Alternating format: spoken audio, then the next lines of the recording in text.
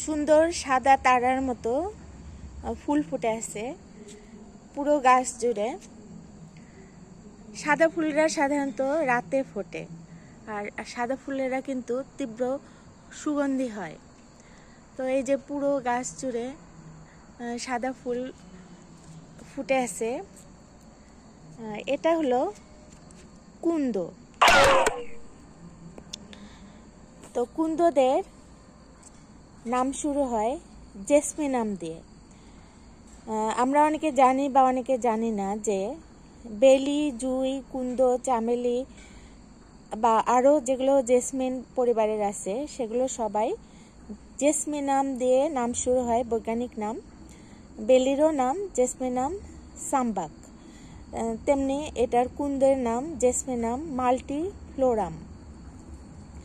মাল্টিফ্লোরাম কেন, যে বুঝতে পারছেন, মাল্টি অর্থ বহু আর ফ্লোরাম মানে ফুল। তো পুরো গাছ জুড়ে ফুল ফুটে আছে। আর এই দেখেন যে পুষ্পমঞ্জুরিটাও বেশ বড়। একটা পুষ্পমঞ্জুরিতে অনেক ফুল ফোটে। এই যে এখানে দেখতে পাচ্ছেন কলি। তো কুন্দ চেনার উপায় কি? কুন্দের এই যে ব্র্যাক্ট দেখতে পাচ্ছেন, এই ব্র্যাক্টগুলা খুব রোমশ। দেখেন, দেখতে পাচ্ছেন, আমি জুম করে। তো এগুলো রোমশ হওয়ার কারণে এবং পাতা শাখা সবই মোটামুটি রোমশ। এই যে দেখতে পাচ্ছেন রোমশ। তো এটা দেখেই বুঝবেন যে এটা কুন্দ। আরেকটা বলা হয় যে কুন্দের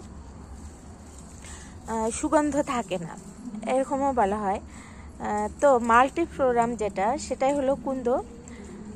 আবার লাল কুন্দ বলে আমাদের দেশে বা ভারতে, লাল কুন্দ বলে যেটা জেসমিনাম ইলংগেটাম, সেটারও কিন্তু এরকম ব্র্যাক্ট হলো যে মানে রোমশ, মানে রোম সহ।